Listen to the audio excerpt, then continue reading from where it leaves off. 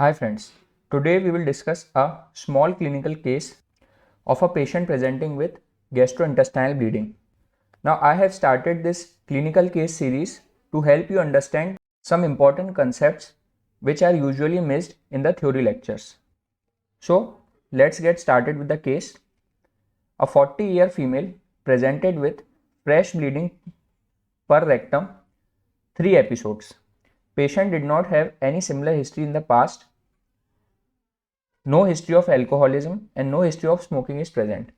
On examination, her BP is 86 by 60 mm of mercury, SpO2 is normal and pulse rate is 135 per minute. Patient is drowsy. After stabilizing the patient, what will be the first investigation to rule out the cause of bleeding? So first of all, it is a case of hematochezia, that is fresh bleeding per rectum, 40-year-old female with no history of alcoholism. Patient is hemodynamically unstable. Since her BP is low, that is hypotensive, also she is in tachycardia and altered mental status. And it is a case of GI bleed. Now most of you must be thinking that it can be a case of lower GI bleed. But an important concept is that lower GI bleed is not so severe that the patient becomes hypotensive. Usually upper GI bleed is severe and can lead to hemodynamic instability. So we have the following options. What will be the first investigation to rule out the cause of bleeding? Upper GI endoscopy, sigmoidoscopy, colonoscopy or USG whole abdomen. So the answer of this is upper GI endoscopy. So let's see what Harrison is saying. Now the patients with hematochezia and hemodynamic instability should have upper endoscopy to rule out a case of upper GI source before evaluation of the lower GI tract. Now this is the algorithm to a patient who is presenting with lower GI bleeding.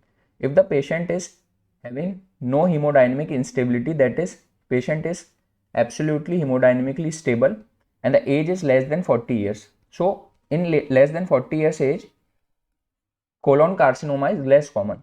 So we will try to do a flexible sigmoidoscopy if there is minimal bleeding. But if there is copious bleeding and there is family history of colon cancer and iron deficiency, we will go for colonoscopy. Now, sigmoidoscopy will only see the rectum and sigmoid colon part, while colonoscopy can visualize entire colon. Now, if the age is more than equal to 40 years, now the risk of colorectal cancer is increased. We will directly go for colonoscopy. Now, after the investigation, if the site is identified and bleeding stops, well and good. But if the site is identified and bleeding is persisting, we will go for angiography. Even after angiographic embolization, bleeding persists, then we will have to perform the surgery.